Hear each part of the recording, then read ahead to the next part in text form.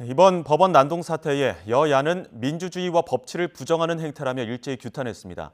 다만 사태 원인을 두고 국민의힘은 경찰과 야당에도 책임이 없지 않다 주장한 반면 민주당은 윤 대통령과 여당 책임이 크다고 지적했습니다. 국회 취재기자 연결합니다. 박기환 기자. 네, 국회입니다. 초유의 서부지법 습격 사태였는데 각 당 오늘 아침 회의에서 어떤 이야기들 나왔습니까? 네, 여야는 서울 서부지법 난동 사태를 놓고 폭력이 정당화될 수 없다는데 한 목소리를 냈습니다. 다만 그 원인과 이후 조치에는 입장이 첨예하게 엇갈렸는데요. 먼저 국민의힘 권영세 비상대책위원장은 아침 비대위 회의에서 국민이 분노하는 이유를 잘 알고 있다면서도 폭력적 방법을 쓴다면 정당성은 약화하고 사회 혼란만 가중시킨다고 지적했습니다. 그러면서 국민의힘이 앞장서 쟁점을 따져 묻겠으니 힘을 보태달라며 지지를 호소했습니다.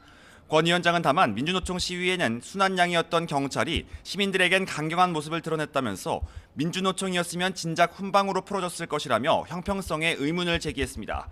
국민의힘 관계자는 YTN과 통화에서 상황이 이렇게 이르게 된 경위에 민주당은 반성할 게 없느냐고 되묻기도 했습니다.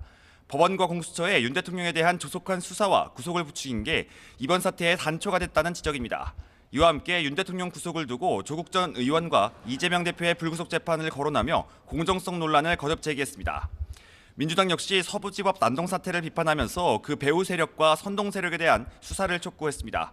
박찬대 원내대표는 국가 시스템에 대한 전면 부정이자 법치 질서에 대한 도전이라면서 그 배후와 선동 세력까지 모두 발본색원에 엄정하게 처벌하라고 촉구했습니다.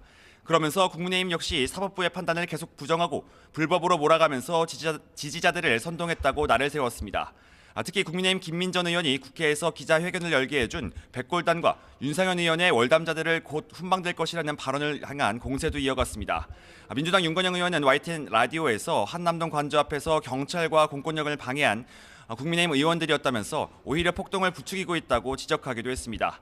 윤 대통령 구속 문제에는 이재명 대표는 폐기가 거론되고 있는 배임죄이고 윤 대통령은 최고 양형이 사형인 내란죄 피의자라면서 비교 대상도 될 수 없다고 반박했습니다.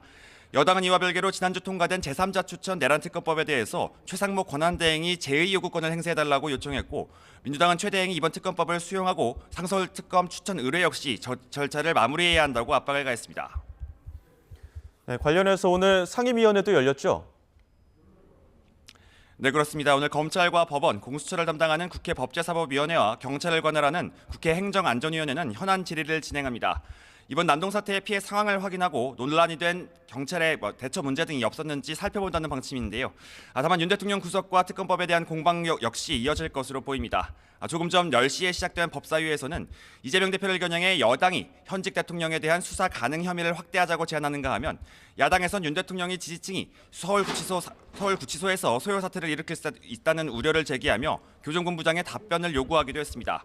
잠시 뒤 오후 2시부터는 행안위에서 다시 난동 사건의 책임 공방이 이어질 것으로 보입니다. 지금까지 국회에서 YTN 박견입니다.